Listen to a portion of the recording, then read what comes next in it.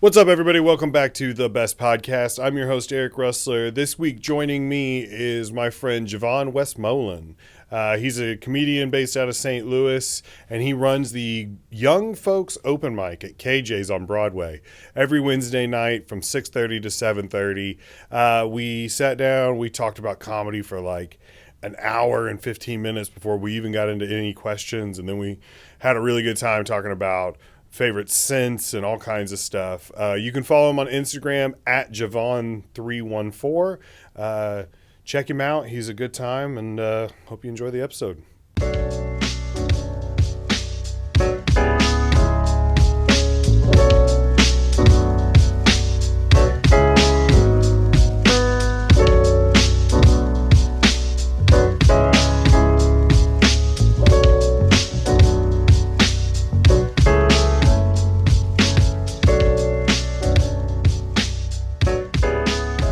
To have you back because after the last episode we had, it was fun. It was a good episode, but then I started changing up how I transfer footage and stuff like that. Mm-hmm. And somehow in the process, a bunch of your clips got lost. Okay. And I was like, well, that's not fair because everybody else gets like a clip a day. Yeah. Because I put out an episode and then I do a clip a day afterwards. Mm-hmm. And you and I had that conversation about what would be better, like mammals the size of cars and insects, and it blew up. It got 28,000 views or something in 6 hours or whatever. We was like almost Cat Williams, Shannon Sharp level on that. we was close. I was like, man, this is it. I was like, I don't think we're not Club Shay Shay, not yet. Nah, not yet. I was like, we might be club. I was like, we might be done. 2-week notice was definitely pending at the job. You had the email typed out. It was tight. Yeah. So hopefully we can get in there and get this again. Real quick, you want to plug your social media and any shows you got coming up? Our social media is Jevon314, Jevon 314, and I could always be found on Wednesdays at KJ's on Broadway, Young Folks Comedy. We start at 6:30 till 7:30. It is a great time to come out. And don't show up at 7:05 and expect to get a spot. And you know exactly who I'm talking to. No, exactly. You know who you are. You know who you are. Uh-huh. Mm-hmm. But I gotta give it to you. I respect people that can run shows like that week after week after week. Watching you run around with your piece of paper and having people like, hey, can I go next? I got another show. Hey, can I? I'm coming through. And then they don't show up, or they do show up, but it's like 7:45. And you're like, well, the show's been over for 10 minutes. So I don't know what you want from me. Man, that's hard. The hardest part is always the ones, and it ain't even hard no more. The ones that say they will come through and don't. Because I'm kind of banking when I make the list that some won't come. Yeah. Because the list is always kind of overly full anyway. Well, you got what, like 10 spots you can give out, and there's always like 17 people that are saying they're going to come, and then and then especially last night, people were getting a little rowdy. Man. And you were trying to tell them, you were like, hey, don't. Dude. You don't understand. You don't understand what's about to happen. And then Kenny grabbed that mic, and I was like, oh no, here it comes. And I really just try to like spin in the chair to like keep it from getting too tense. I was crying. We were in the back of the room. It was me, Terrence, and Enzo, and we were in the back watching you. And he was like, we ain't gonna do this tonight. No, stop it. If you don't shut up, I'm kicking all y'all out. You're going to be walking on Broadway in the next 5 minutes. And he pointed directly at somebody. Man. I'm not going to call out who he pointed at, but he pointed at him and was like, you are about out of here like that. And while he was doing that, you were in the chair on stage just like. Man. And I always feel sorry for the next comic that I have to bring up after he has threatened to throw out everybody. Because now they're in boycott mode. I'm not laughing at nobody. They cross their arms. Like that, yeah. So I always try to like bring it down enough to where the next comic can come up. Yeah. But I be like, man, I wish Sometimes there's nothing you can do though. Nah, and also nothing. that's kind of on the comic. Like you got to learn how to deal with those situations because there's always going to be those times when the crowd gets a little crazy or something happens or like I've been on stage when somebody got kicked out before and they start yelling and screaming and stuff and you're up on stage and you're just kind of like, ha, man, at that point, what do you do? Like, do you address that the guy's getting thrown out, or do you get back into your bit? You might as well. I never understood that. I've had a disagreement with a couple comics, especially in St. Louis, who, like, if you say a joke and it doesn't work, I always acknowledge it. Like, oh, wow, you guys did not enjoy that one. Okay, all right, like that. And I try to, like, play off of it because usually that'll get a reaction. Like, if you acknowledge that you're like, oh, okay, that joke didn't work. Like, all right, they're going to realize it. But some people just keep doubling down and just keep going. And I'm like, acknowledge it, man. It's a live performance. It's not a recording, you know? Facts. Like, you're in the room. Like, why not? And they're like, oh, no, it's not professional. You need to stay in. And I'm like, no, you don't, I don't know. It's mostly white comics that don't go to majority black rooms. Yeah. And I'm like, you have to. You have to acknowledge it. You address we about the elephant. stop. Because we stop and wait for you to. We like, you just not going to acknowledge that joke didn't work. You just going to keep going. Like, oh, really? You're going to... you just going to keep... Okay. All right. All right. Yeah. That's always how you can tell. You'll get my favorite... I'm so tempted sometimes to say people's names on here, but there are some people where you watch and they start a joke and people are like, what? And then next thing you know, you'll see some guy just like, they lean forward like that. And then the next move is to sit back. And you'll see him gesture like this. Man. And you're like, oh, you're losing them. Man. You're losing the crowd. You got to do something. Man, what I love about white rooms though, man, they are way more lenient. Like black rooms about stop you mid joke. Be like, nah, that ain't gonna work in here. Nah, that ain't it. You ever heard that from the audience when you do? That ain't it. Last night. That ain't. Last night. Okay, so there's the young folks comedy show that you run, and then afterwards is grown folks show, which is like a, more traditional 3-man show. Yeah. And the headliner that was going to be performing last night pulled one of the comics aside afterwards, and they were 2 white guys, and the headliner looked at him and goes, "What the fuck are you doing?" Like that. He just looked at him and just goes, "What are you doing? Do you not see that people aren't enjoying this? Like you can't just keep." He's like, and the guy's like, "Oh well, I was just trying out some new material and stuff like that." And the guy goes, "I'm never going to tell another comic that he can't say something or he can't do a joke. But are you not paying attention? People aren't enjoying that. It's not going to work here. Take that shit somewhere else because it's not going to fly." And I was just like, I love it. I do too. So I very rarely even really see, like I always see black comics jump on each other. Like I see that all the time. I very rarely see white comics correct another comic and be like, "Hey man, you knew that wasn't finna. Are you paying attention? Are you reading the room?" It's just kind of like, I think I've said this so many times, but the greatest thing about the St. Louis comedy scene is that everybody is so nice and accepting and friendly, and no one's ever gonna be like, you suck, get out of here, we don't want you, whatever, unless you've done something so egregious that, whatever. But on the other side of that, the worst part of the St. Louis comedy scene is everybody's so nice. Everybody's so and nice. I've seen people bomb so hard. I've bombed. Yeah. I've bombed so hard. So hard. And then I've gotten on stage and had people go like, "Hey, good set, man. Hey, and I'm like, shut up. Don't even. We both know it was bad. All right. We both know it sucked. There's no reason for this. How is anyone going to get better if we don't address what are you doing? What is your problem? What? And you can just be like, "Man, rough night." You be like, rough night. Yeah. You know, like, hey, we get it, rough night. We all get it, but to act like it didn't happen, is man, that is crazy. You can't be delusional. Yeah, you can't be. I mean, if you're gonna be a comedian, you have to have a little bit of narcissism. Absolutely. To think like, oh, my thoughts are funny. My thoughts will make people laugh. I can stand on stage and I can entertain people. That's a little bit narcissistic. That's you know what I mean? Narcissistic.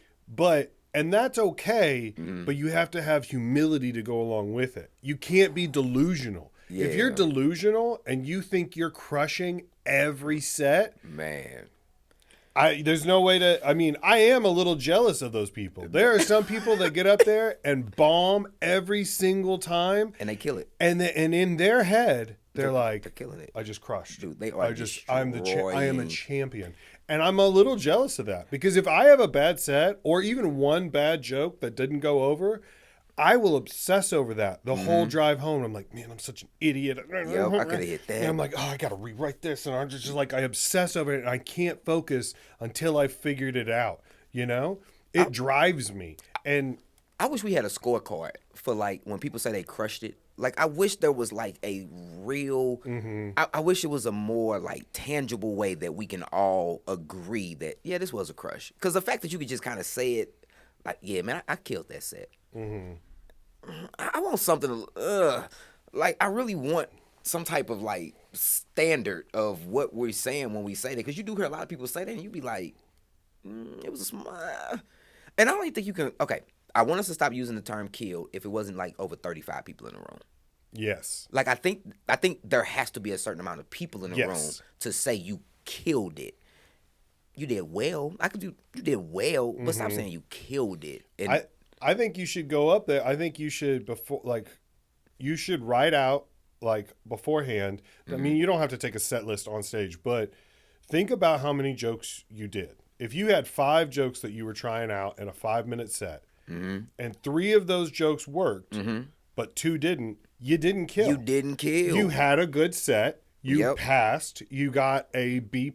Yeah. Congrats. You should be proud of that. Very. Work on the 2 that didn't work. But don't be like, man, I just destroyed. No, you didn't. You didn't. If 5 out of 5 jokes worked and the crowd is like whistling and cheering when you get off stage, you crushed. You killed. You accept it. But you also got to be like, hey, those 3 jokes worked, but these 2 didn't. You know what I mean? You got to have that. Yeah. You got to check yourself. I'm kind of with you. I am really jealous of those that don't have that mechanism that we have of, I missed that word. I messed that up. I need to work this, move that. I have seen people like come do the same sets. I'm like, it didn't work last time.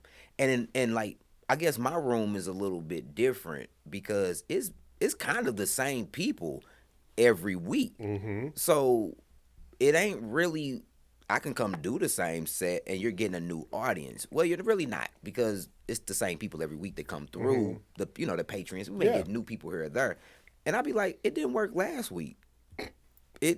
And you know me, I'm like, I am definitely like way too nice. Like I'm just a nice guy, and I'm never finna tell, because it's your career, so I'm not finna tell you, bruh, please don't come back and do that. Like it wasn't working, man. Like, let it go, type thing. So that's the whole thing. Like, I don't want to be mean to anybody. Yeah, I don't want to sit there and be like, man, you suck. Like I don't want. That's not in me. You know, I want to encourage people. I want more people to keep doing it. Anytime somebody comes to me and they're like, I've been thinking about trying stand up, I'm like, try it, man. Do it. You never know. Like, try it out. Man. Do it several times. Get a feel for it. Write some jokes down. Carry a notebook, like stuff like that. But if you're in it, if you're serious about comedy, and you come up to me and ask for advice, and I start to like, all right, this joke you're doing, it's not working. I don't know what are you trying to go for, or like, hey, it doesn't work. Do you notice how the audience groaned after you said it? Like, don't deliver it like that, or switch it up, or whatever. And then I've had this happen several times where people come and ask me for advice on a joke, and I'll be like, I don't like it. I don't like it. The audience didn't like it. I don't know what you're trying to say. And then they're like, no, you don't get it. I'm doing because, see, it's funny because blah, blah, blah. And I'm like, if you have to explain it, A, it's not funny. B, don't ask me for my advice and then tell me that I'm wrong. Like, you came to me, not the other way around. Yeah. And then on on the back end of that, there's also people that come up and just give you their advice and you didn't ask for it. And sometimes, I mean, you got to be willing to take advice from people. And but especially with this podcast, I always will ask people right before they get out, like, hey, what's the best way to fix it?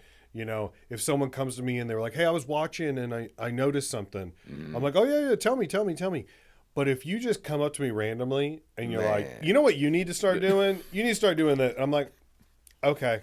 You had 5 guys in line and somebody come up to you. Hey, you know what would really help your podcast? Yeah, your podcast sucks. You know what would make it better is if you had me on and you're like, okay, like, all right. I can see that. Like, I can definitely bring that off. But then it's like nights like last night where all of us would have quit. Everybody walks out like, because it wasn't just the open mic portion. Like, even grown folks. Was it? It was get even worse. Man, it was even hard on grown folks' part. And normally, the grown folks' part, it steps up a level because these are people that's, doing it.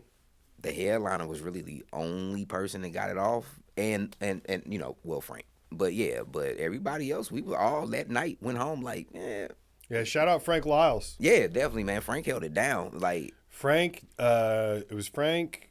Who else was there last night? J.C. Sabala, great St. Louis comic. And what was his name? Ray Lipowski. Ray Lipowski. Yeah. Yep, he did really good. And he didn't even move. Like, he just kind of stood there and held the mic stand and just killed. I was like, oh my God. Like, I respect that because I don't move a ton on stage. Yeah. And some of my favorite comics are the ones that can just stand there and just destroy. Like I do appreciate the people that are super animated and move around because it's fun to watch. It's entertaining, But also, like, if you can just stand and deliver, like, you just 10 toes on the line. And he had that stand, and he was just going. And I was looking like, this is amazing. Like, I've never seen, like, just stare down the art and just going. I was like, oh, okay, this is different. I was like, this is new. All right. And it lets you know that there's, like, just levels to it sometimes. Because sometimes I get a little animated, but I try to work the joke first.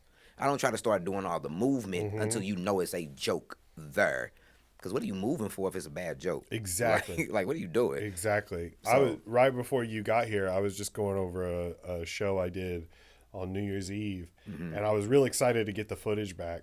And I was looking at it, and while I was watching it, I was like, "Damn!" Because like 2 days after I filmed, I added like a movement to one of my bits, and I'm like, "Oh man, I wish I would have had that 2 days ago."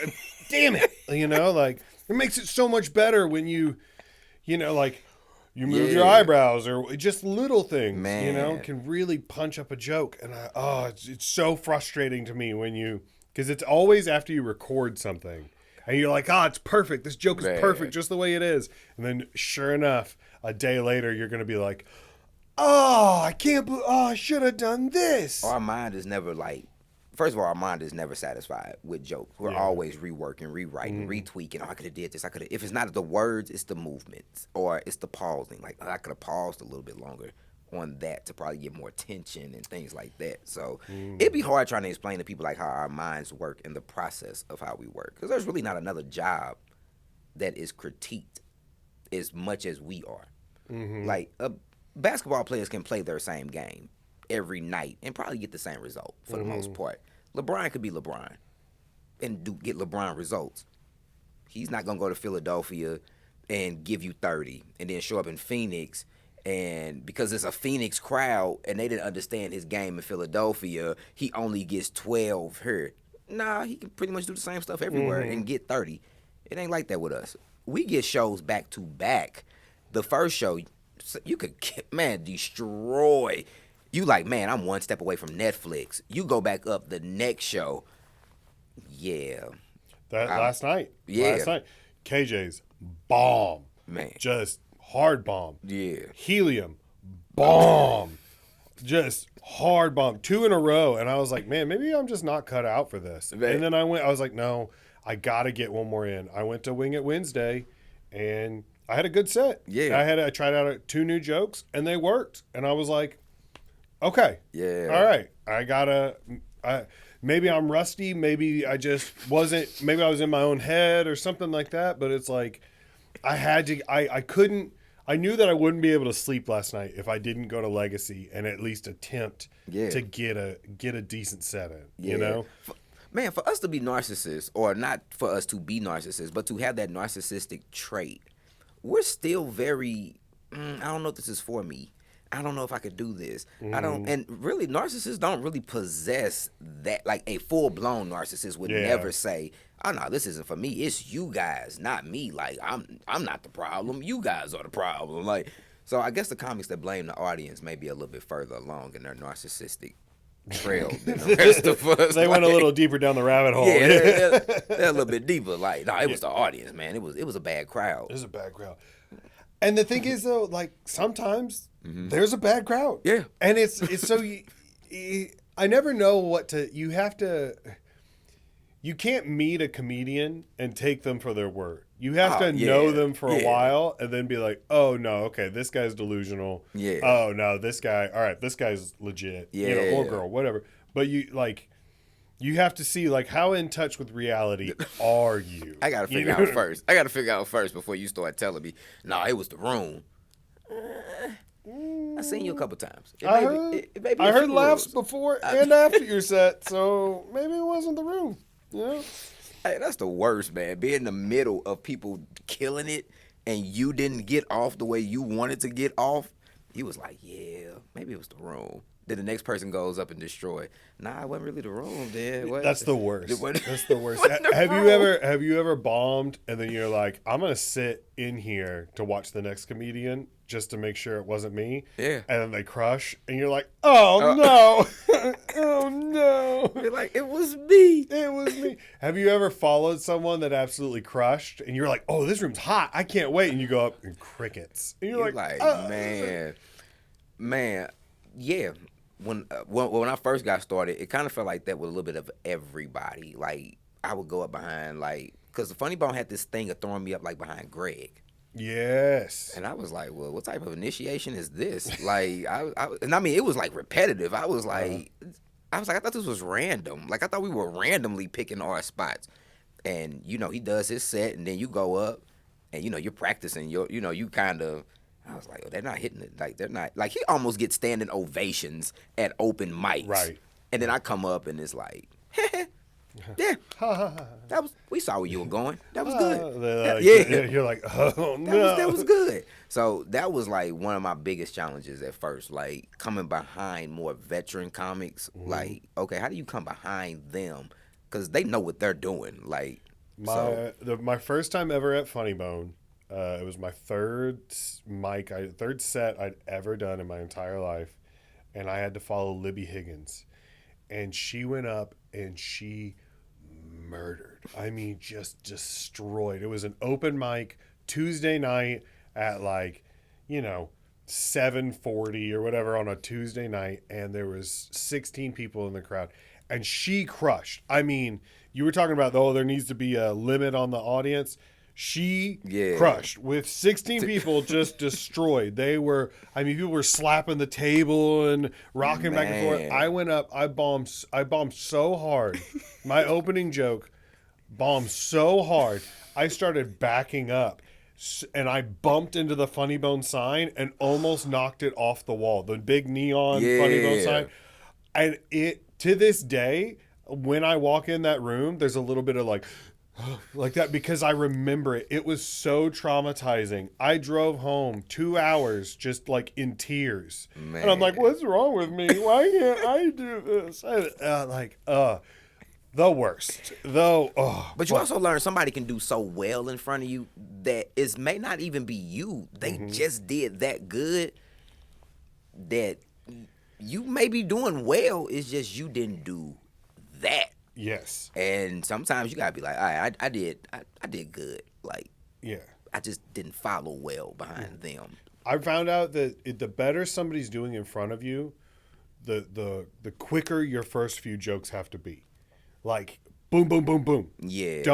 If someone's murdering, don't go in there with a long setup. because Yeah. audiences are like, I heard this guy go. Here all he right, goes. Here we go. Here we go. Like, no, you Yeah. gotta boom, boom, boom. Three jokes real quick. Either one-liners or something that's in the room or something that's gonna like just get people on board real quick. They're like, oh, okay, this guy's funny too. Oh, okay, I like this Yeah. guy. Whatever. And then they'll sit with you for the setup of a longer joke. Yep, You you know got what to I get mean? them in first, and I need the host to get them up fast. Like I need the host to get me. I don't want the host to ride the wave of the crush. Like, come on, man. Yeah, like keep it moving. Yeah, keep it moving, man. That's like, the thing about hosting is that is the hardest job by far I mean, yeah.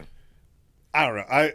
It's I'm the not hardest headlining, job, so but it's the first job handed out. yes, it is the most work. Yes. It's the hardest. Yes. And it requires like there's so many things that go into it. And a bad host Will destroy your show can ruin a show. easily. And it's just one of those things you have to learn how to do. And there's so many things that you have to keep it, everybody's credits and drink specials, servers' names, Man. rules for the club, Man. websites, Man. upcoming shows, dates, if they're selling special tickets at the door and everything. And you have to get everybody up, everybody paying attention. It's Hey man, and you gotta squeeze your little set in there. Yeah. Man, and which kind of don't really fit that you hosting, because some people's sets don't necessarily fit.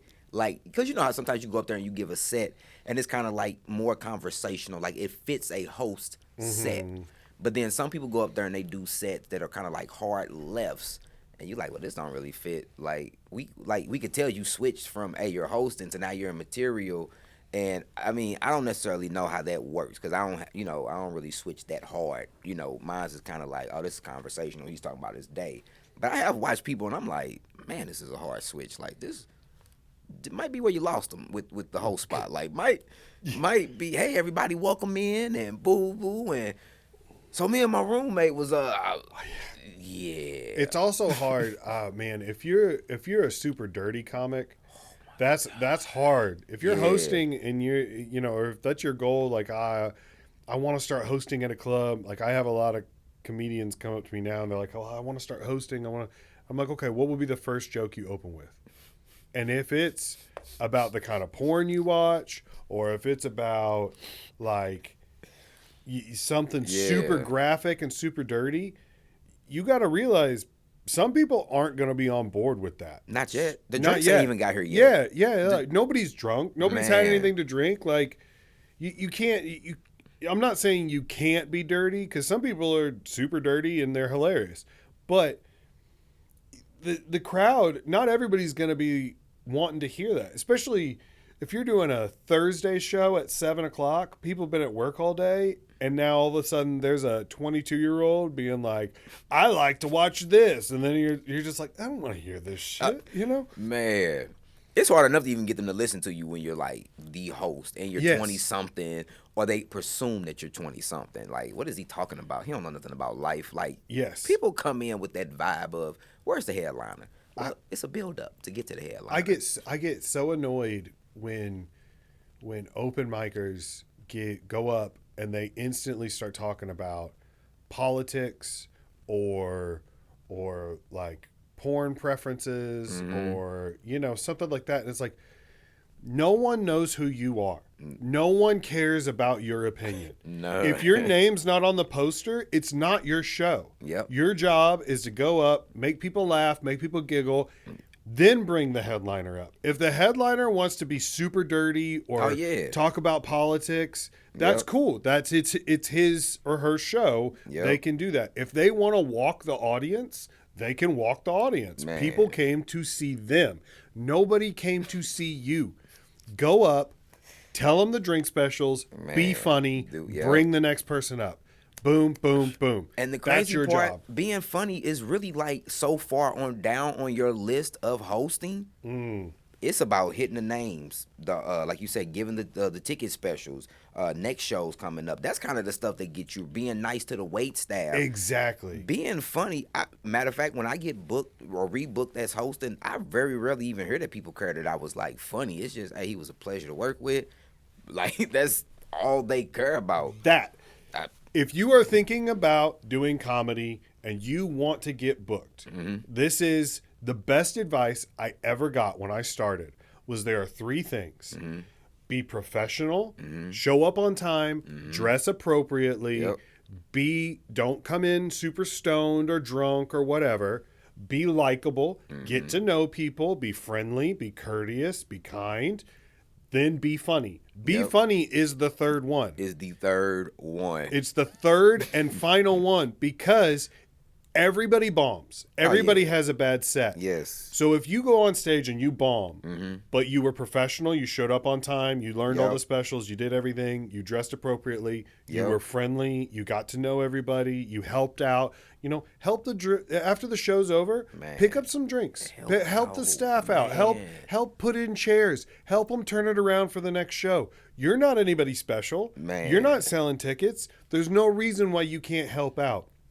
You're professional and you're likable, and you bomb, you're gonna get another shot. Absolutely, because everybody bombs. And really, I don't really care. The staff likes you, because this is our workspace, and that's kind of how I explain it to people. Like, this is our workspace. So if you see me throwing away drinks or pushing in chairs or whatever, this is my workspace. I was just in here working for 2 hours. Why can't I pull it back together so we can keep this thing going? Well, how many people do you know are super funny, but you can't book them on a show because they're not going to show up on time, or they're going to be hammered, or you're like, I have no idea what state you're going to be in when you come in. You're going to show up like, if it's a New Year's Eve show, chances are they're going to want you to dress up. Collared shirt, nice pants, maybe a tie, or if you're female, nice, like, professional attire. Don't show up in sweatpants. Man, don't wear your best jogging suit to the New Year's Eve party. I mean, and if you're the headliner, again, do what you want. Do your thing. Do what you want. If you're the feature and you're super close with the headliner, you can probably get away with some of these things. Yeah. But if you're the host, if you're just trying to climb the ladder, play the game. You know what I mean? Man, play the game. I don't even know why we fight that so hard. Okay. It's either play the game or not be in the game. Because I really haven't seen it the other way. People that have bucked the system or don't want to play the game, I don't really see y'all nowhere. Where are y'all at? Where are you putting on shows? What are you doing? You can't do anything because, first of all, this game has been what it is for years. It hasn't changed. No matter who we now the mediums in which we can be funny on social media now and things like that. Yeah. But there was different things back then too. They had papers they could write in. Like, it was different ways. Yeah. But now just play it to what it is. How many times have you seen somebody and Guy Torrey had the best line for it ever. He called them social medians, who they have a huge following online, but they haven't put in the work on stage. Yeah. And they might sell tickets, but then they get on stage and they got nothing to show. They've got no, they have nothing, and it's like. And they got to figure it out fast. You got to figure it out. They got to figure it out now you're up there for 45 minutes. You got the people to show up. They're here. They want to know. And I just like to sit in the back of the room, and I don't want to watch anybody fail. Yeah. But I also am like, all right, man, you skipped the process. Man. Let's see how you do. Because your contract says that you're going to do 45 minutes. Like, you know this. So at some point, somebody in your camp or somebody around you should have told you, hey, you don't have 45 minutes. Maybe let's make you the host. And we bring maybe good local comics in to make the show. Your face sells it. You host it. Cool. You can come up 3 times and maybe do 5-7 minutes in between. 5 minutes in between. We can cover up that you're trying to get better. But to throw you up there for 45 minutes and I got to watch you for sink or swim. Man. They throw you in the deep end. That's what that 45 is. That 45 is either you can swim or you can't. Because, I've been doing this 6 years, and I've done, the longest I've ever been on stage is, about an hour. And I can tell you that I was not ready for that.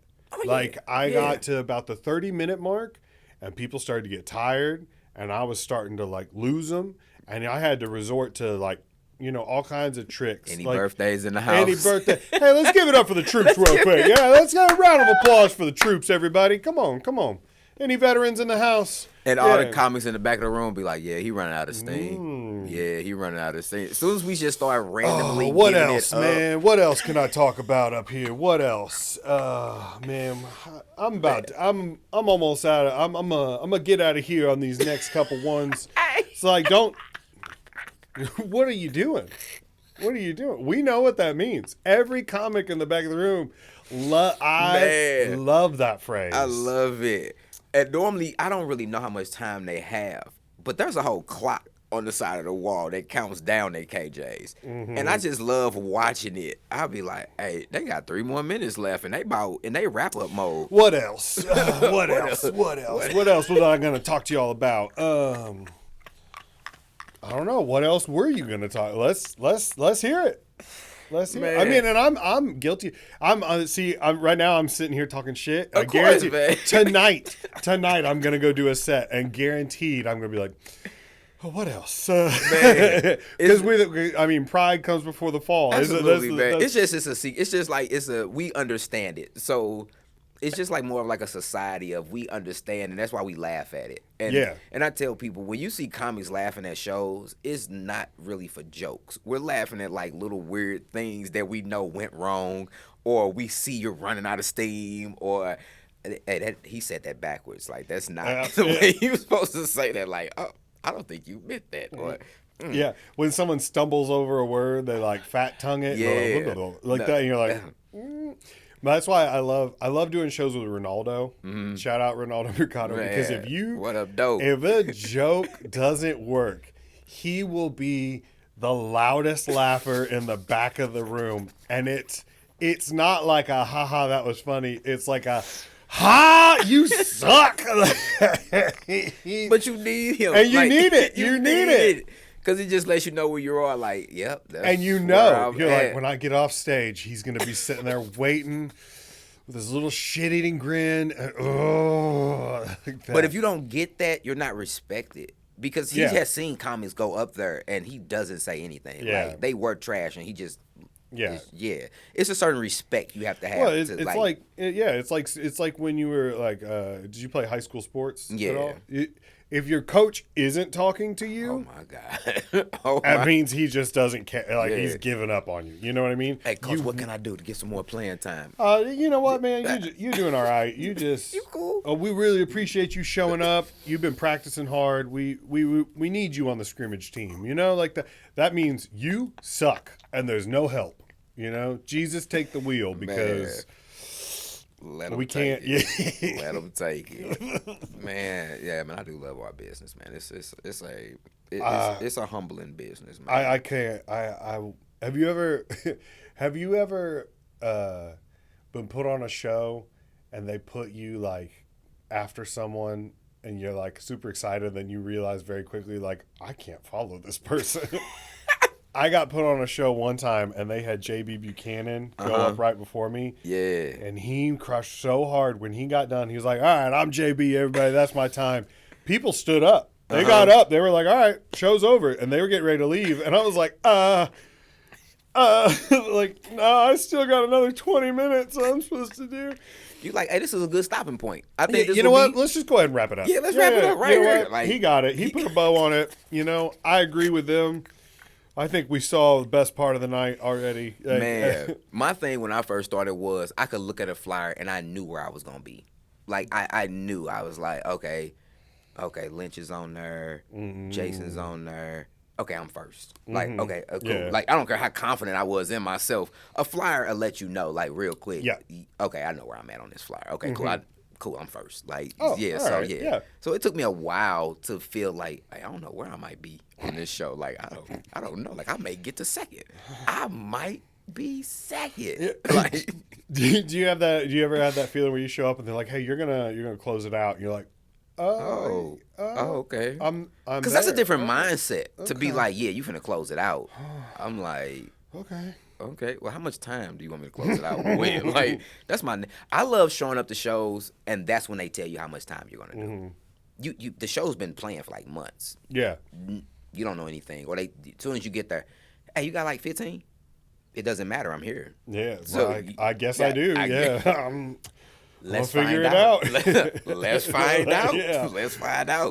What else? What else? What else I got? I'm sure some birthdays. What zodiac sign we got in the house? Like, man, I don't know, man. I love that part of when people do that though. Like, but that's my little eye quirk. Like, I love the ones that say, well, I guess y'all wasn't feeling that one. Like, I love it when y'all do, like, I guess y'all wasn't feeling that one. All right. Like, Some of these are inside yeah, thoughts. Like, that's one of my go-tos. Is like, oh, all right. man, mine's is, y'all get that on the way home. Like, you'll get on the way home. Like, you'll get that on the way home. Like, you'll get that one on the way home. Like, yeah, that one was too heavy for y'all. Like, I'll be like, nah, they just didn't get that one fine. Like, they didn't at all. Like, man. But I was talking about that last night with JC about the very first time we got on stage and we wrote, like, we had a set. We didn't run it in front of nobody. We didn't know anything about it. We got laughs. But I said after that, we became so self-conscious of sets then. Then we got scared to try new stuff on stage. Your very first time on stage, all that material is 100% new. Now we are scared to slide in a joke into our set. A new joke into my set? Are you crazy? What if it doesn't work? Then you just take it out and keep working. Yeah. Like, that's it. But we hate for jokes to not land. Like, but it's the best feeling in the world when you're doing, you've got your chunk of material, you're playing the hits, and you slip in one and it works. Man. And it's like you got a new piece of the puzzle and you're like, oh man. And you're like, there's no better feeling than having a new bit that you're excited to do. Because I don't know about you, but I get so tired of telling my jokes. Like I get, like I still like them, and I still like. All right, they still work. It's fine. But like, some of them I've been doing for a while, and so I get excited about the new stuff because it's fun for me, and it might not be as polished or as good as some of the tried and true material, but I can't wait to throw it in there. It renews you a little bit, like. Man, that reminds me of a funny story. I had a booker. I was out of town, and he brought me down, and I was trying. It was working here. It wasn't that polished, but it was a set that would get, like, jokes. I was hosting, and after the first show, he came to me. He was like, hey, I didn't bring you down here for that. he was like, I brought you down here for the thick girl joke. Oh. I said, say less. Rest of the weekend. I had rest of the weekend, nothing but the hits. I say less, sir.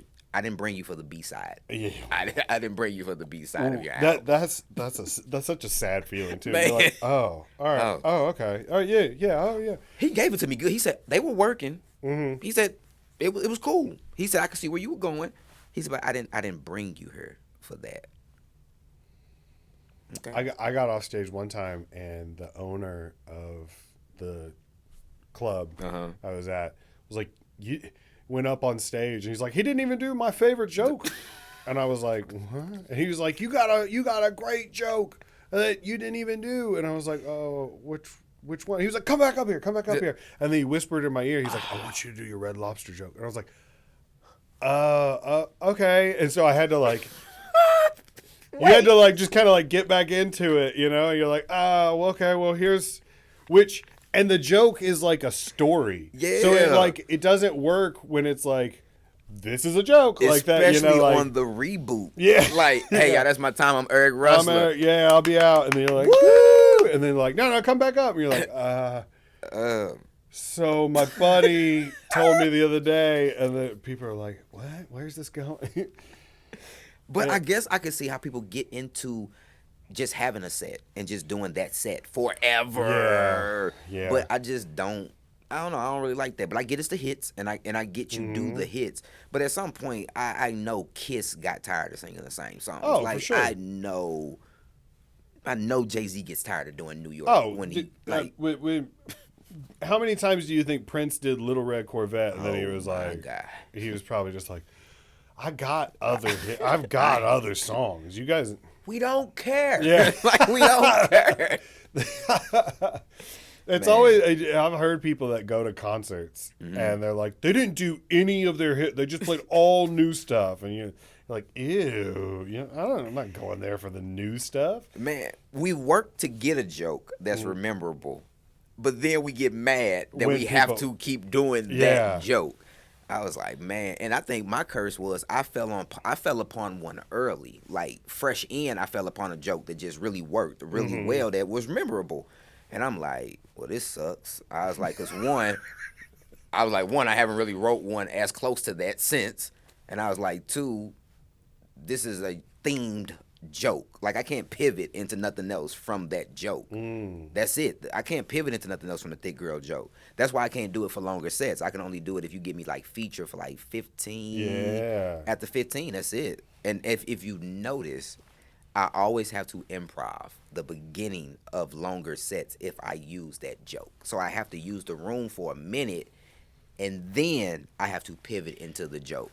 I have a joke about going to church, and as hard as I've tried, I have to put it at the end, because if I put it anywhere else, I can't pivot into. It's like, it's just like, it's, I don't know. I almost feel like it's like a complete thought. Like the end of the joke, like I'm always changing and trying to add new stuff to like the beginning or the middle, but the end is the end. The end is the end. Yes. And I don't know where to go from there. So like, and it's beautiful for a church joke. The end is spoiler the alert, if you come see me and if I start talking about church, we wrapping up. We wrapping up. we wrapping up, because if I have time to fill after that, man, what else? What else we got? What else we got? Yeah, give it up for your servers, everybody. But that's the beauty of like running an open mic. Like I kind of know, like I'm starting to know everybody's sets, like their voices, your cadence, your rhythms, and stuff like that. So it actually kind of helps me. Like when I ask somebody, hey, do you mind like if I give you some advice, like, or not advice, but if I like help you with a punch up, I can actually punch it up in the cadence and voice that you use. Not, well, this is how I would say it, and you got to convert it to you. Like, no, this is how you say it, and if you say it this way, you'll be fine. So I really like that I'm able to study like my counterparts and just see how y'all do it and the thought in it.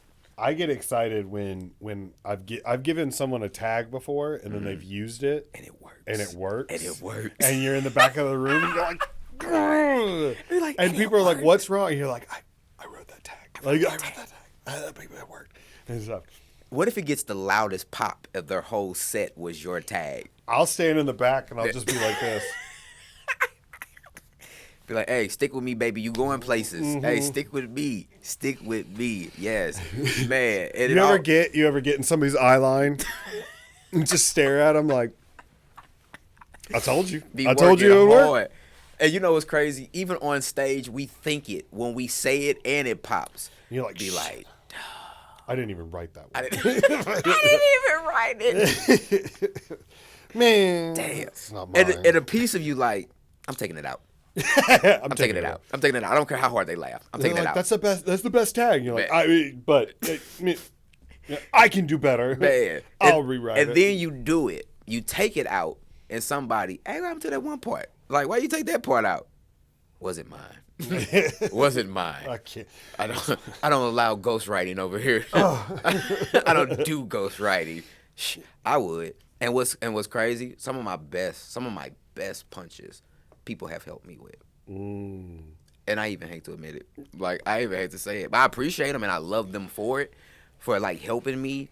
But sometimes I be like, man, I ain't even wrote a punch as good as this yet. Like, because I'm still fairly new. So I don't really like I tell people all the time, I'm just playing like off of athleticism. And like, I know to like move around, be funny. Like, I know how to be funny, but like the actual structure of setup, punch, I struggle with that. Like, I do not write setup punches well. A lot of times when people start comedy, though, they have one of two things. They either have jokes or they have stage presence.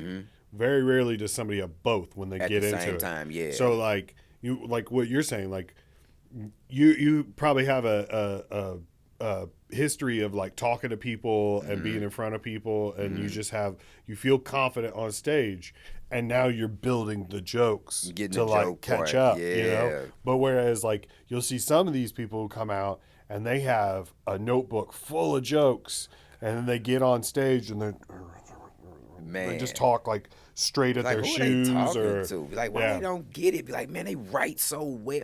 First of all, I admire people that have notebooks full of jokes. Like, and I actually admire people that can like go to open mics with their jokes. I mean, with their book. I Yeah. can't really. I don't know. I'm not a bring my book type of guy. I put it in my phone. Notes. And that's me. Like, Yeah. maybe I'm too cool for school with that. Maybe I'm too cool for school, like to see you with my notebook. The reason I don't do paper is it feels too permanent.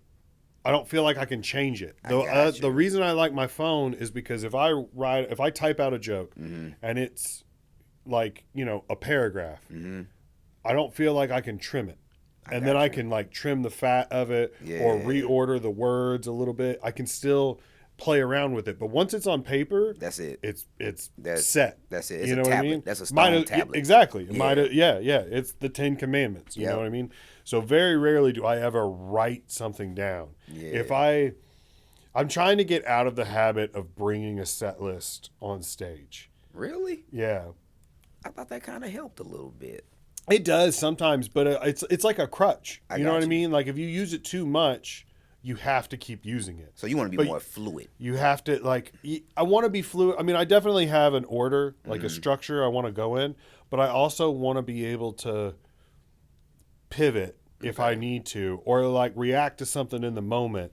And sometimes I feel like if I know my set list is there, I'm gonna look at it. Got you. You know what I mean? Got you. And there have been so many times where I've gone up and I'm like, I don't need this. I know what comes next, but I still will look at it. Yeah. And it takes me out of the moment.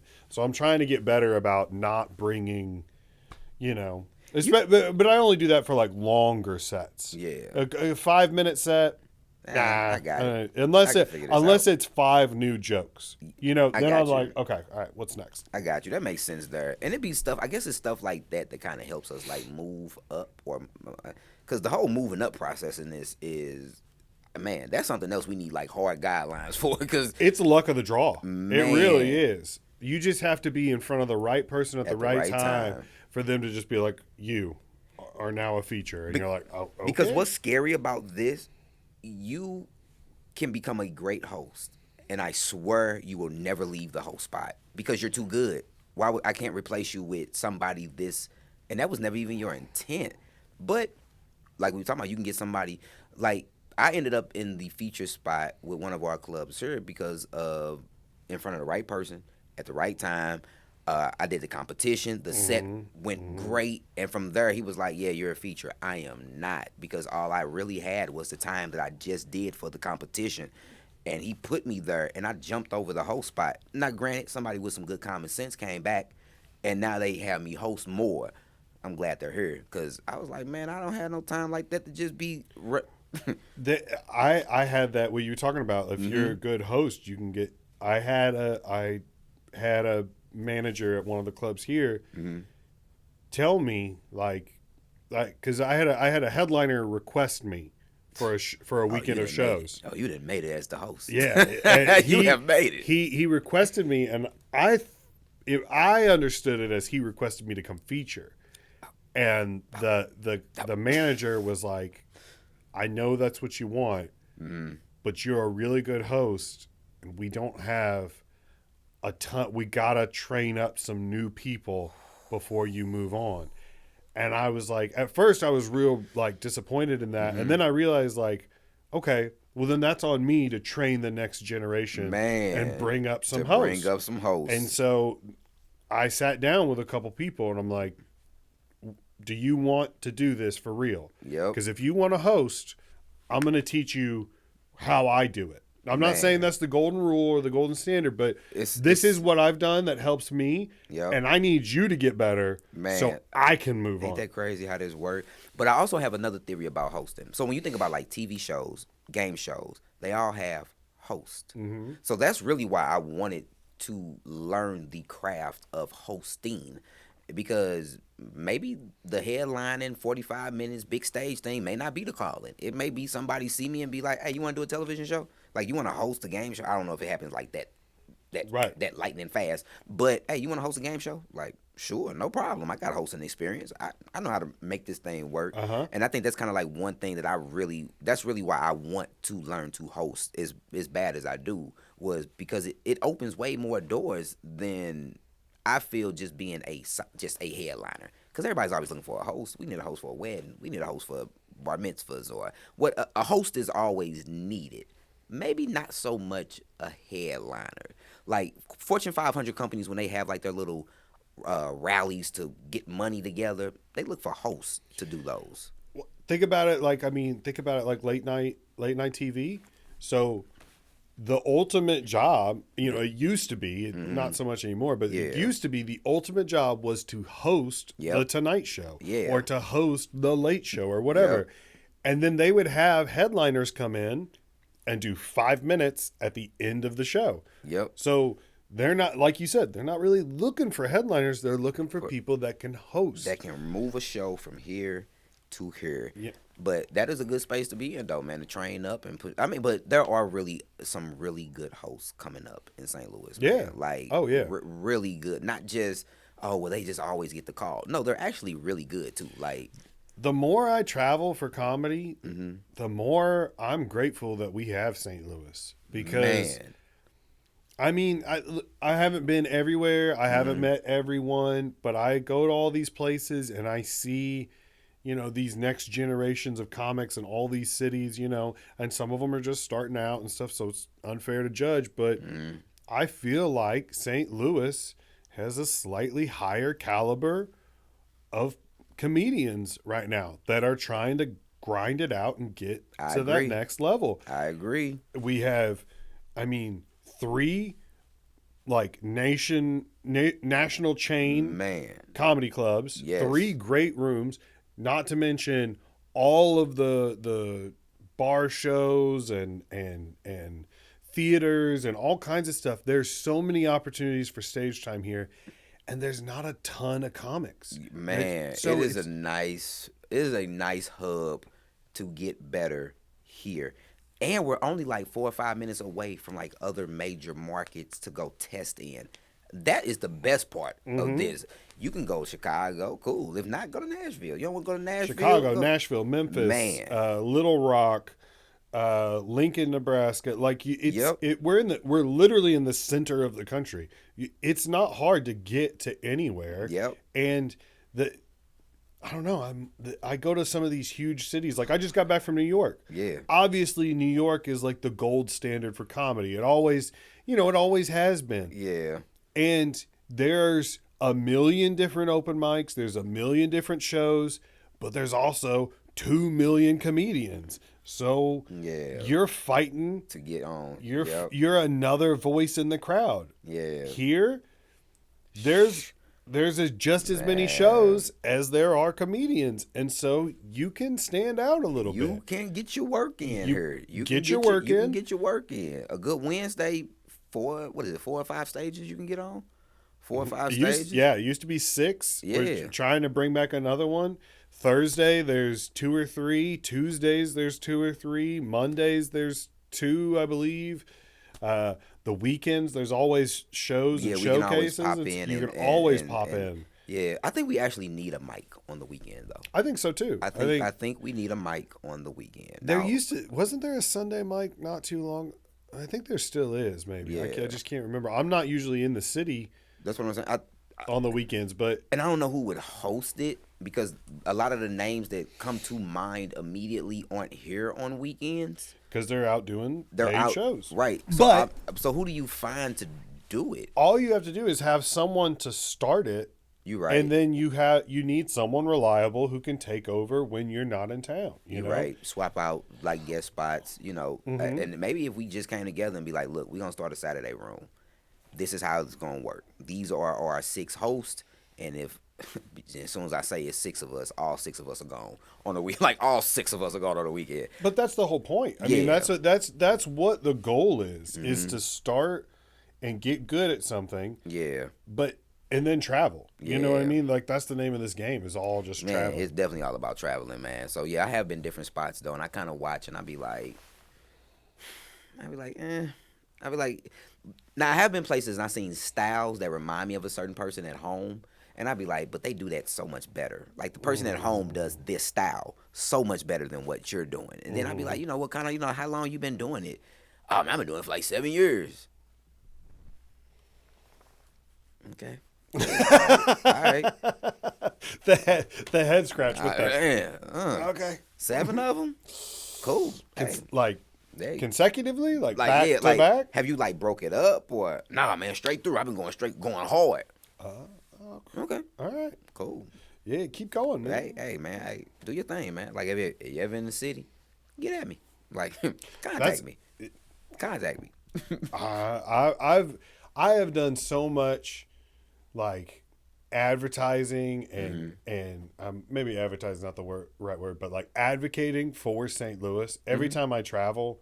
Like, and people, because everybody wants to know, everybody thinks the grass is greener on the other side. You know, you go to Austin and people ask about, well, what's St. Louis like? That's pretty dope. It's pretty you good. know, It's pretty good usually spot. like you go to New York. Oh, well, what's St. Louis like? That's pretty sweet. It's man. pretty You know? good, Yeah. man. Like I feel like pound for pound we can go and not only like we actually have like a lot of not like just the chain comedy clubs. We have big name comics here too that people like overlook. Like Greg Warren is like in our backyard and we get to see him. I think I don't say we take it for granted, but I think we take it for granted that A little bit, we yeah. have Greg Warren here. Like we have the Jesse Taylors of the world. We have Willie Lynch. Yeah. We have Terrence. Like we have the Booker of Fat Tuesday that we just talked to. Like he is just a regular. Well, I mean, he is regular as hell. But we like, but you know what I'm saying? We kind of forget his history sometimes. Yeah. Because we get to talk to him the way that we just talked to him. I didn't know his involvement with Fat Tuesday. I didn't know any of his history. Like when I first started, when I was going to KJ's, he was just the guy in the back that would eat wings In the back of the and room, I would just eat stand away. there and I was just sitting there. I would talk shit about comics. And I was just, playing around with it. I thought he was just a fun guy. Yep. And then one day he came up to me. He was like, "Hey, I got Guy Torrey coming into town. I'm going to put him on your Man. podcast." And I was like, "Oh, okay. okay. All right. I didn't know." And then I went back and I watched the documentary and I'm sitting down and I'm like, "Oh, shit, that's Terrence." Man. What? Like, Gave him a little name graphic and everything. yeah, man. yeah. And what's funny about this story, when I watched the documentary, I wrote his name down. I was like, dude, I got to meet this guy. Before I ever met him, I said, man, I need to meet this dude. Like, I know he can, like, help me if I met him. Met him, and I don't know, like, the help part is still up in the air. Like, I mean, I love Terrence to death. Nah, he has definitely been, like, a great person to know. I know. But we have him. We have Willie Lynch was, like he tell you, he wrote for Cat. He was on Cat's tour. He was writing for Cat. Jesse Taylor, he had like comedy clubs, rooms, all like, and Darius Bradford, like we just really be like, so I tell people, man, St. Louis is definitely like, I haven't went to other cities and they had what we have, like yeah, we low key like a small Chicago, like. Don't get me wrong. I love traveling. And I love checking out other scenes. I definitely love traveling. And like I went to Nashville. I've been to Nashville several times. Zany's is one of the greatest clubs I've ever been to. And it was cool. I went there. I got on, and I'm just hanging out. All of a sudden, Nate Bargatze walks in. And we're just. I'm like, oh. Hello. And this is a week after he hosted Saturday Night Live. That's cool. That's awesome that they have that. The thing about Nashville is that they have Zanies. They have one comedy club. Yes. They have another one called Third Coast, which is a great room, awesome club, but it's small. It's kind of tucked away. I think max seating is like 100 people. Okay. And there's 500 comedians in that city. Here, 3 comedy clubs. Man. Maybe how many serious comedians do we have? We can name them. It's probably like a 20. I think, Yeah. I feel like I do not feel like it's more than 20. Yeah. And when I say serious, like when you say, "Hey, name me these," they make your list every time. I was telling Chris Oliver this last night, is that I think the reason why St. Louis always has the highest murder rate is to keep out, to keep it cool. Keep it cool. Like, hey, nah, you don't come here. Wait, no, don't come here. Yeah. It's dangerous. It's comics running around. It's comics committing all the crimes. I don't want to say sacrificial crime. You know what I mean? But like, they're trying to keep the open mic list down to like 15. I can see that. Because I went to, New York, I can You see sign that. up for an open mic list, you're one of 50. Good luck. Austin, I Yeah. signed up for an open mic list. I was one of 75. Yeah. And it's like when Yeah. that list comes out, it's like when you feed goldfish those little flakes and they all swarm to the top. It was just like that. Man. And the list gets so long, after a while they're like, "All right, everybody gets 1 minute." And you go up, you do 1 minute, you get off. Next person, 1 minute. I'm like, how could you ever get back? How can you work out a bit that's 6 minutes long if you only get 1 minute at a time? I think that's why they say it takes so long to develop a solid 5 minutes, because I guess they're taking in the New Yorks and the Californias where you have to go do a minute. Yeah. So if all you getting is a minute, it's gonna take you a while. Yeah. I was just saying, hey, we're gonna give y'all 7 minutes at this open mic to, like, just stretch your legs a little bit. Yeah, flush You it out. don't get 7 minutes at like open mics to really rock. And then I was kind of like, okay, let me pull that back a little bit, because it didn't allow me to get as many people up. And it's not hard either. Like even when you go to a regular open mic here in the city, 4 minutes, maybe 5. If you've got a special show coming up and you're trying to work out a set number of things, you can go to anybody in the city that runs the mic and just be like, "Hey, can I get 1 extra minute? Because I'm really trying to flush this out." Yep. And 9 times out of 10, they're going to be like, "Yeah. Yeah, Okay. absolutely. No problem. We'll help you out. Yeah. Just this once," or like, "Oh, yeah, for sure. We want to help you get, We're actually pretty good once we leave the city too. When we leave St. Louis, if you contact somebody from St. Louis and you're in their city, man, they treat you, man, they take care of you. Like, shout out Reggie Edwards. man, Tommy down in Houston, Tommy's helping. Like, when you slide down there, and I met a guy, and Tommy actually helps in Austin too. Like, he has connects in like Houston and Austin. So, but Reggie, like you said, I can't think of nobody else out of town on top of my head. Well, Chris Oliver has so many connections in Chicago. Yeah. That like I've got connections now in Chicago. Like I know a bunch of people that I could call and be like, "Hey, I'm coming to town. Can I get some spots?" And they're like, "Yeah." In Nashville, in Austin, in LA, like because people are spreading out, Man. and I feel like we produce a little bit higher level of comedian. So that way, when you go to these cities and someone from St. Louis vouches for you, they're like, "Oh, you know the St. Louis guy? Oh, okay, come on." Yeah, you good. Yeah, come on through. That's what Wednesday has done for me. Like, getting to meet all these comics that travel from, man, my phone book my contact list has really like exploded. And I'm not one of those guys that you just sit in my contact list. Like, I just text you and be like, "Hey man, I hope everything cool with you, man. I hope you good on the road," whatever the case may be. Like, not even necessarily like just stay top of mind, but because, one, you're a human, and when we were talking as humans. It wasn't on no, "Hey, let me advance my career," because most times you ain't really finna get that. They not finna be like, "Hey, I'm going on a 49 city tour. Like, you wanna come?" And don't really work like that. Like, it don't really work like that. And so meeting them though, like asking them questions like, "Hey, is this hack if I do this?" Or, "Hey, would it come off as like," like just being able to ask them these type of questions is a great benefit. I've learned that you can approach people one of two ways. You can approach them as a friend or a fan. Yeah. If you approach them as a fan, you're gonna get people kind of put you at arm's length. Like, and I've made that mistake. I made that mistake one time. I was really excited. I was really excited to meet this guy named Aaron Weber. He's on Nate Bargatze's podcast. I listened to the podcast from the beginning, and then we got booked on a weekend together. And I was like, "Oh man, I'm such a big fan." Blah blah blah. And I was like, I'm such a big fan. As soon as I did it, I was just like, like I immediately was like, that wasn't the right way to go about this, like that. And Ronaldo and Nick Kuvar were there, and they watched it happen, and they still, I mean, this was 4 years ago, they still bring it up because, all right, so the way it lined up, the weekend fell on my birthday. I don't celebrate my birthday. Yeah. I think it's weird especially for guys. Once you turn 21, we're good. What's to celebrate? Yeah, you know what I mean? Like, it's just a day. Like, just chill. I was in the city. I was gonna stay at this, like, my wife and I were up here. We were gonna have like a barbecue, watch a baseball game.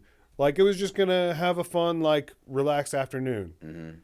I went up to him and I was like, "Hey man, tomorrow my wife and I'm gonna have some people over. We're just gonna watch baseball and have a barbecue, whatever. Just have a good time."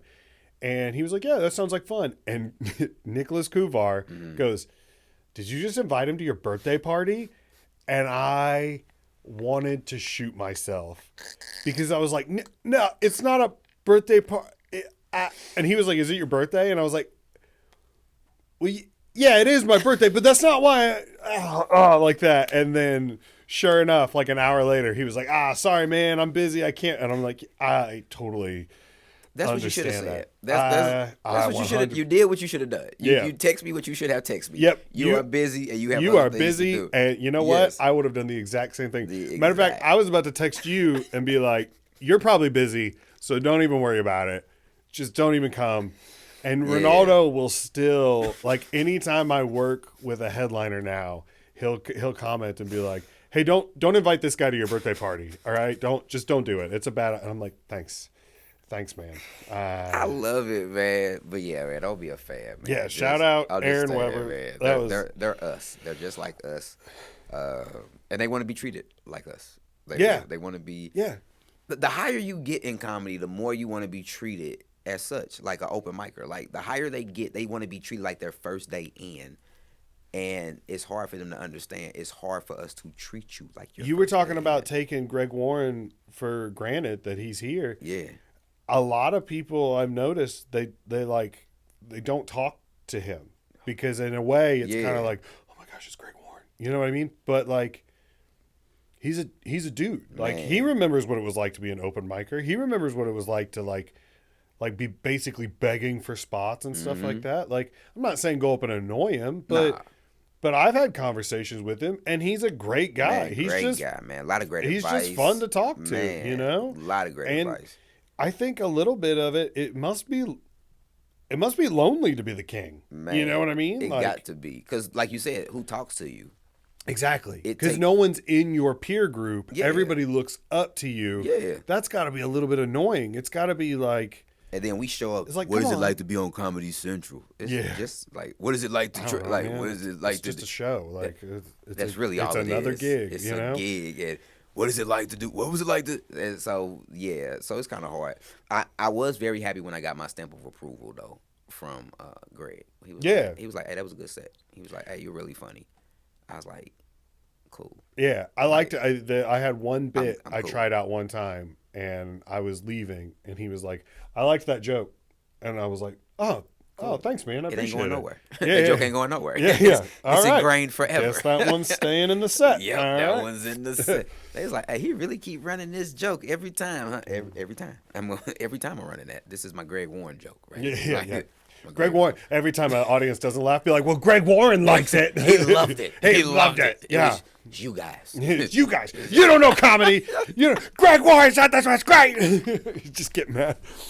All right, let's get into some questions real quick. We just went an hour 15. That's me and you every time we talk though, man. Like, yeah, it's just comedy. I was thinking about that. So I asked this the other day. Best case scenario. Would you rather have chronic BO or chronic bad breath? Chronic BO. Really? Yeah, chronic BO. Why? Chronic BO. Like, I just can't do bad breath. Like, I'm a breath guy. Like, I have like breath strips, like the little things you put on your tongue. That's why I would go with chronic bad breath, because I feel like you can breath strips, a little bottle of Listerine, gum. If you're a smoker, you can cover it up with that, coffee, stuff like that. And how often are people close enough to you? You're right. To actually smell your breath. Unless you're like real, like intimate with someone. I didn't know I could cheat and put the other stuff in. I thought I would just have to deal with it. But like with BO, I mean. Yeah, you got to deal with that. Especially in the summertime. Yeah. I mean, you could wear a hoodie would cover up some, but like after a while. Yeah. People are going to notice. I feel like BO is definitely has a bigger radius than bad breath. So I'm going to have to go. You're right. I didn't think that one through. You're right. I'm gonna still stick on biota. That was my first one, so I'm gonna run with it. All right. I mean, I respect it. If I could redo it again, though, just know, you have convinced me to be on the breath side. On the breath side, I would do that. I like someone that sticks to their guns, though. Yeah, I I'm gonna respect stick to it because it. I said it first. Because I said BO, so I'm gonna go with BO. Yeah. To ask again in life, I'd be like a man of principle. I like it. If you had to make your own cologne, all right, and you got like, you know how they always take like multiple scents and put it into one to make like give me your best like scent combination. teak wood. Teak wood. Okay. All right. Teak wood. A little bit of like must. Because I'm finding out that women kind of like a man that's a tad bit musty. I have no clue what that is. Yeah. They like it, a tad bit of musk, and something like airy, like fresh, scenty type thing. I don't know. The teak wood is going to drown it out. Like a fresh linen or like a Something, lemon smell. Just a little bit up under the other, like just a little bit. Yeah. But that'll be it. Teak wood, like a little lemon and a little must. Mine was, I want something, like I want a little bit of sweet, like a vanilla or maybe like a warm, like brown sugar smell or whatever. Okay. And then something kind of musky, like you said, like burnt match. Like, you know, when you, like after you blow out a match, that Yes. smell. So a little bit of like phosphorus burnt wood kind of. And then, so it's like sweet with a hint of arson or something like that, you know? So it's like, oh, he smells good and a little dangerous, you know, like that's, or like leather. Yeah. You know, like. This is the fragrance of terrorists. I get it. Yeah. Yeah. Like, oh, this is great. What did you have on? I had on that Eric Rustler. Yeah. Ode the Rustler. Right, Yeah. Ode the Wrestler. Yeah. They be like, oh, that's big in you guys' community. Ooh, all It right. is. Yeah. No, that's. I don't. Teak wood. That's a good answer. Yeah. I like that. It's a really good I wouldn't scent, have thought of man. that. I wouldn't have thought of Man. it. I almost answered it as if I've really been giving this some thought, though. Like, teak wood came out very natural. Like, teak wood. Like, Teak wood. Yeah. teak wood. There's nothing wrong with it. never thought about it. I respect it. Yeah, I never thought respect about it till teak. you said it. Where, by the way, where's Yankee Candle at with the candle that smells like burnt match? You know what I mean? Don't you feel like that's a Because they million? about make everything. Yeah. I guess they say when you blow it out. Somebody showed me a picture the other day. Apparently, they have a candle that smells like shooting star, and I'm like, how? Okay, so we're going to bypass burnt match that we know. Mm-hmm. We know. We actually have one of those to go get the scent of a shooting star.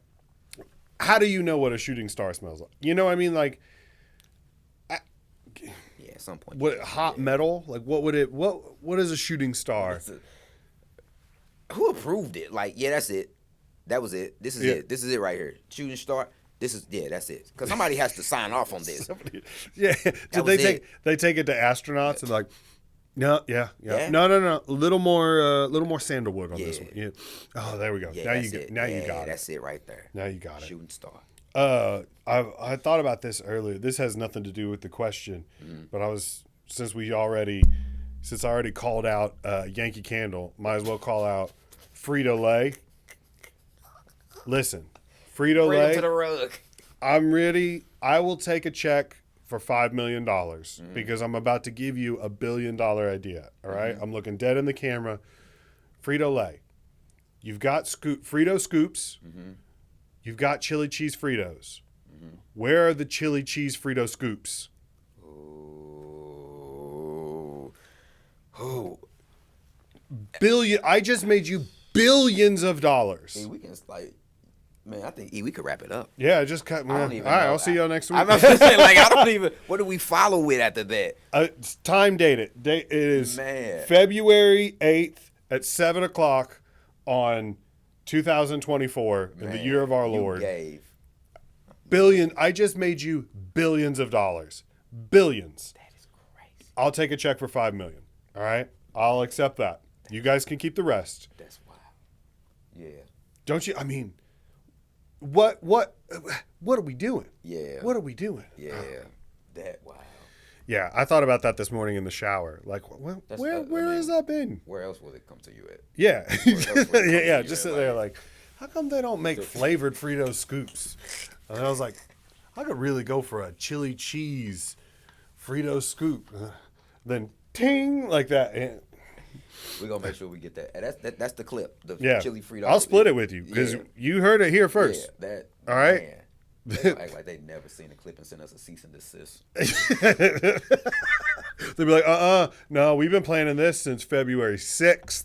And they're gonna go back and change the timestamp of a meeting or something like that. Man. Oh, I might clip that out and send it to them and be Yeah. like, what are we doing? You know? Add them. Put it in their add them and put it on LinkedIn. That's where the professionals go. What if that is it? Like, I never make it as a comedian, but I'm just your- like a chip tycoon Dude. from now on. I'd be all right with it. I mean, I'd definitely I'd use that money to double down and boost the career. Would you but stop? But at the same, no, I wouldn't. Okay, I love it. I love Good. it. I couldn't. I never. This is the only job I ever want to do. You know, like I agree with you 110% on that. once I can't go back to. Oh my God. I can't go back to selling insurance, selling cars. I would be miserable. I know.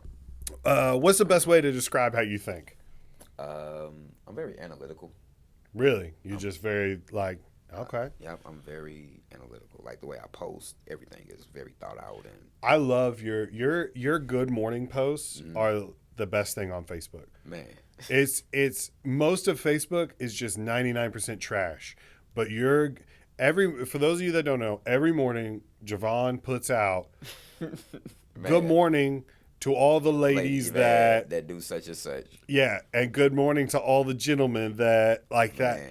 And that makes me laugh harder than any other thing I will see on that platform. Dude, this is my year anniversary of doing that. Today, in my memories, my very first one came. Really? Up. I was like, oh, Oh. oh, this is I said I should repost it. What do you have? What do you have one that sticks out as like, oh, this is my favorite one, or this is the best one I came up with? Man, actually the first ones, because there was really no structure. I just threw it out there one time, just kind of being funny. Yeah. It got a lot of, how Facebook, it got a lot of reaction. I was like, oh, okay, let me try it again. Let me keep going. Yeah. Oh, here goes another one. Oh, we're 2 weeks in. They're still liking it. Then you get a couple months in, it still gets reaction, but it's more so from the regulars that expect it to be there now versus newer interaction. So it's more so just there for like the regulars, like at this point. Because it don't really get much new traction in anymore. It's just the regular people. Yeah. And I'm like, I'm here for it. I love it. It's Works all for right. me. I have seen people comments and they were like, I was worried you stopped doing these or whatever. Like, if you take it one day off, Dude, people are like, I'm like, yeah, if y'all knew how hard it was to come up with every morning something unique. Two things. That Because is one unique. for men, one for women. Man, and one that your comedic friends don't have a joke about. That's the part that people don't take into account. Some of y'all have material around stuff that I would love to say good morning about, but I'm not. I was like, because that's their thing. Like, that's their joke. That's them on stage. I was like, dude. Like, sometimes things come up, like especially here on the podcast, people will bring stuff up and I'll want to get into it. And then I have to like, is this too similar? Is this stepping on the line? There's only been one thing that I've ever put out that somebody has commented on and been like, I think that's my thing. And you're like, in that particular instance, I didn't agree. I was like, I feel like these are different, but I respect you. I respect your bit. Yep. Here we All right. go. Yep. So I had to delete the clip. But if you put out enough content, eventually you will step on somebody's something. And like, it's also there's also a lot of like parallel thinking where Absolutely. it's like if you have a joke about taxes and I have a joke about taxes, that doesn't mean I stole your joke. What's your angle? What's my angle? Yeah, exactly. And just because it's along the same subject, I mean, there's so many comedians that have jokes about their kids. Does that mean I'm not allowed to joke about my kids? Man, that's a whole nother hour we could talk about, right? Oh, I know. Oh my I know. God. When I come back again, we're gonna talk about that. I had JC and I just talked the other day because we both had two. I mean, they were true things that. I mean, his son had a joke where he mentions Pearl Harbor. My son had a joke where he mentioned Pearl Harbor, and it was just that. I mean, it just happened, and so I was doing it on stage. He was doing it on stage. As soon as I heard he was doing it on stage, somebody has to give I it was up. listening to it and I was like, his is better. Yep. His is better. And so I had to cross it out. And I told him, I was like, hey, just so you know, I had a bit about my son, but yours is better. Yep. And I lost material. Yeah, there it is. Material fooling with you. Yeah. And there's nothing, I mean, it is what it is. Like, that's just the way the cookie crumbles. Man. Best movie spy, Ethan Hunt from Mission Impossible, Jason Bourne, or James Bond? I'm going with the OG, James Bond. You going with James Bond? Yeah. I've He has a call tag. Like 007, you know who that is. That's true. The other two have nothing that I can identify them to like that. That's true. That is true. I don't think, when Phil came on, he said Ethan Hunt because I think I watched that clip. Yeah. And I get it. I understand. I mean, he does, like, I would say that he definitely has the hardest tasks. He does. But he has a team. That's where I Right. knock him with that. Is he Right. has a team and there's too many masks. Like every time I watch it, somebody's pulling a mask off and it's like, oh, it's me the whole time. It was like, all right, it's kind of Scooby-Doo. Very Scooby-Doo. Yes. And I would have got away with it too. Yeah. But yeah, James Bond, OG, easy. Like, he is the definition of like smooth. Yeah. But I feel like James Bond has a particular like demographic of bad guy he goes after.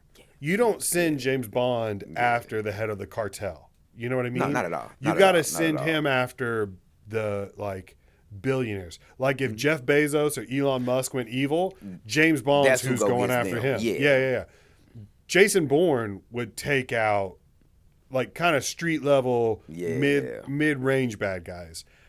I think Jason Bourne has some of the coolest like cold moments where he's like, you know, on the phone and he'll be like, you should get some sleep. You look tired. And they're like, he's watching us like that. You know, like that's hard to beat.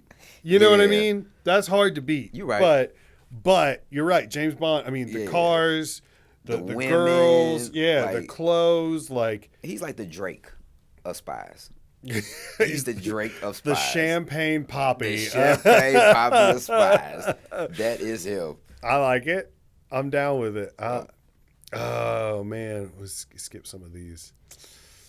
Ooh, are you a drink? Do you drink? Don't drink. No. I gave it up. So you gave up that and Yeah, okay. But not okay. So I'm. Oh man, I've been debating whether or not to talk about it, but I'm done with drinking probably forever. Okay. I'm in my mid 30s, and it's like. That's not for me anymore. I'm not here to go out and get drunk. And the thing with comedy is like we're out so much that you're around so many drunk people that don't realize how obnoxious they're being. And I'm like, I don't ever want to do that. Yep. I don't want to be that guy ever again. Yep. Like that's. Imagine being sober and being around them. It's rough. Yeah. It is rough. Yeah. For sure. I'm sober and I'm around them. I'm like. They don't know that. They don't know that they're kind of past their. And there's you can't say anything. You can't do it. You just kind of. That's one of those things you have to let them come to that realization by themselves. And you just. Okay. What's the best way to treat yourself to something nice? This is gonna be weird, but I buy pens. Like I buy new pens. Like ink pens or like lapel pens? Nope, ink pens. If I'm feeling down or if I have a big accomplishment, whatever it is, I buy ink pens. Like a fountain pen, like ink pens. Any pen just makes me feel better about life, and that has always been my thing. Like even before this writing comedy and all that, it's always been pens. Like I don't know where it started, why I do it, but not even notebooks, just pens. I just want the pen. And that's it. I like it. I respect it. That's a pretty classy. That is my treat. A good sturdy pen. Yep. If somebody ever approached you and they're like, "Hey, can I get an autograph?" and you pull out like a nice pen and give that good signature or whatever. He was prepared for that. Okay. Man, whole life I was waiting. So that's my thing. I treat myself to pens. Like, I do always feel like a scrub whenever somebody's like, "Hey, can you write this down?" And I'm like, I don't have it. Can I borrow a pen real quick? Like, have you ever done like a job application and you forgot to bring a pen? Man, That's the worst. it has happened once, but normally, And they look at you like, normally they not even hand me prepared. their pen, and I'd be like, "Nah, I'm good. I have one."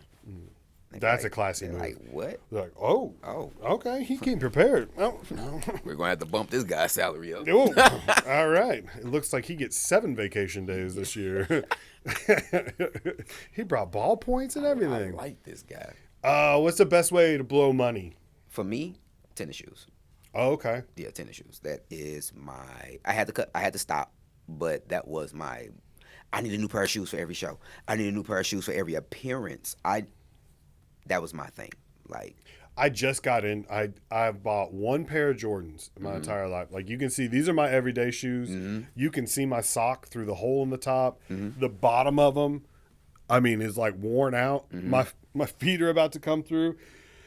So because I have like hooves. So I'm always like, I'm not going to buy nice shoes. But then I bought my first pair of Jordans for the Sneakerhead show at Helio. yeah. And ever since I put those on, I was like, I get it. Yeah. Now I get it. Now you get And it.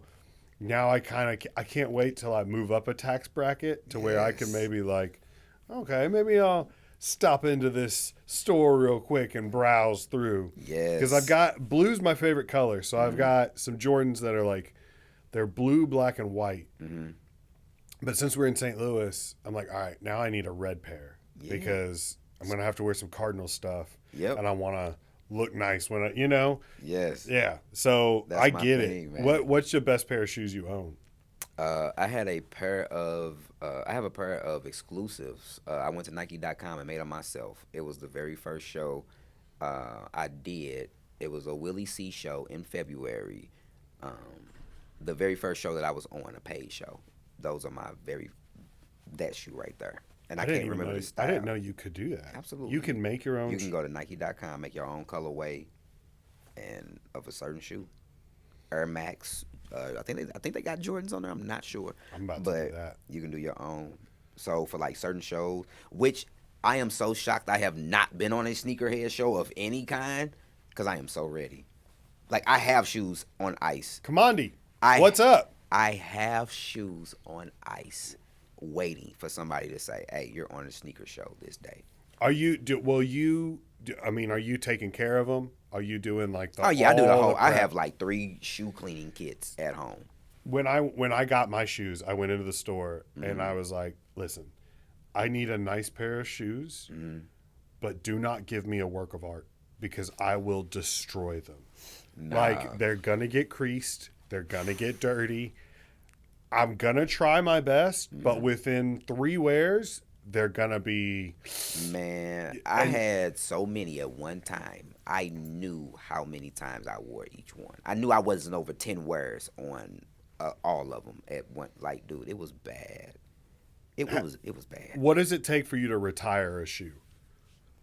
Would you ever retire a shoe, or will you continue to like? I'm gonna try to clean it. I'm gonna try to fix it. I'm trying to salvage it. Nah, because I got a pair of white Arachis that are beat to hell, and those are just like my throw on, go everywhere shoes. Yeah. Man, I don't really ever retire them. Like, I think after my kids put their feet in them, I'm done. Like, I'm done at that point. Like, because they're just so hard on everything. I'm done. Like, I'm done. Like, I gave pairs to my son, and I'm like, them the shoes I gave you? Yeah, Dad, these it right here. What did you do? What did you do? I'd be like, man, My babies. You don't appreciate nothing. I'd just be shaking my head like, son, that's what we doing? And I tell myself, you gave them to him. You gave them to him. This is what happens. Yeah. This is what happens when you give away your items. My daughter just got her permit, and I'm really considering when she turns 16 giving her my car because it's got like the safety features and sensors, and I'm like, I think I'd rather her be in something like a little bit newer and like I got you. maybe more safe to like, but also I've been teaching her how to drive, and she gets in it, and I can just already tell like, oh man, you're gonna destroy this. Like, and so I feel that way about a car. A shoes, like, I don't know. I will say though, she's not a bad driver. Okay. She's very cautious. Well, he's so. terrible on shoes. So I didn't luck out. He is horrible with shoes. So yes. and he walks everywhere. So, Ooh. yeah, I know. Yeah. I know. What's the best meal you can get for under $10? For me, it used to be Little Caesars pizzas, and then Okay. they crossed over the $10 range. So, Oh, yeah. Well, you can still get aren't the hot and readies like $6 or something, $5 or something? might be a little bit closer to 10 now. Is it? Yeah. Okay. So Little Caesars has crept their way. Yeah, because you used to be able to get that breadsticks like in a 2-liter for $10. Yeah. And it made sense. Mm-hmm. Now it don't make sense for it to be that much. I gotta go rotisserie chicken. I think that's my ultimate. Like, oh man, what I've got $6. What am I gonna do? I'm hungry. Rotisserie chicken. Rotisserie chicken. It's hard to beat. It is. It makes me feel like I'm healthy because it's low carb. You just get some hot sauce. They give them away for free at Walmart in the little incubators. They just give them away. Just grab you one, walk around, finish it. You be in sporting goods like. They don't know they're giving away for free, but they're giving away for free. Is this a rotisserie chicken bag back here by the sporting goods section? Decisions were made. That's awesome. All right, we're at like an hour 30. Yeah. Real quick, plug any shows you got coming up. Your social media again one more time. Yeah, Jevon Jevon 314, all social media platforms. I'm at KJ's every Wednesdays for Young Folks Comedy. Make sure y'all pull up on me from 6:30 to 7:30. It's on Broadway. Please come inside and please be quiet when you come in. And let him know you're coming before the show starts. Please let me know. Please, just text me. It's Call easy. me, whatever. And Message. most people I text, so we good. Mm-hmm. You always text me. You were the one that told me that everybody else could see my nickname in my phone. Yeah. I didn't realize that. I put my name as Batman in my phone, and I did it years ago, and it's never come up ever. And then you texted me one day, and you were like, "It's really annoying that I have to type in Batman." to message, and I was like, oh man, how many job interviews, how many people have tried to contact me and then looked at that and been like, I was so frustrated that day. I was like, where is Eric? I know he's in my phone. I was like, I know he's in here. I said, wait, he's Batman. I said, he's Batman. That's my thing. You're a Superman guy, right? Yeah, I'm a Superman guy, man. Yeah, that is my thing, man. Before I got the tattoo, I had necklaces, anything with him on it, I had it. Like, yeah, that's my guy, man. What made you go with Superman? Man, I think like the whole like double identity, just the super strength, the flying. I just really like his powers. He can fly and the laser beam. Like at the time, he was undefeatable, but then as I got older, they kept finding ways to defeat him. Yeah, so I was like, this is crap. Like, dude, like how? And it's the weirdest ways that they defeat him that really bothered me. Like the fact that Batman even stood a chance. Yeah. I was kind of like. That's what I loved about when I was a kid. What I loved about Batman was that he was just a guy. Yeah. Like he just he refused to quit, and then as I got older, people started like explaining like, well, he's a billionaire. And instead of using his money to fix things, he's just beating up petty criminals. And I'm like, now I don't really like him as much. You're like, oh, and you I put named the adult in it. I named my son after Robin. My son's name is Grayson for that reason. My wife didn't even know that. Like when he was born, I was like, I named him Grayson, and my buddy came in and they were like, oh, what's his name? And I said that, and he goes, oh, you mean like Robin? And she was like, what? And I was like, Too late now. Yeah, Too late now. It's on the birth certificate. It's just, hey. I'm not paying to change it. It's set in stone. So, it is what it is. But no, Batman was always my thing. Yeah, like, man. That's why we left out the process of naming. Yeah. If we ever had another kid, I would just give her rights. Yeah. I'd be like, you can pick. You're left out. Yeah, always. I got what I wanted. You can have the next one. Man. All right. Yeah, thanks for coming, man. Man, thanks for having me. If you ever have a show to promote, hit me up. We'll come back and just sit down and do it again. Man, I'm always down to come by and just sit down. And you and I could talk for 3 hours. That'd be so crazy, man. Like easy. So thanks for having me, man. All right. Appreciate it, everybody. See you next week.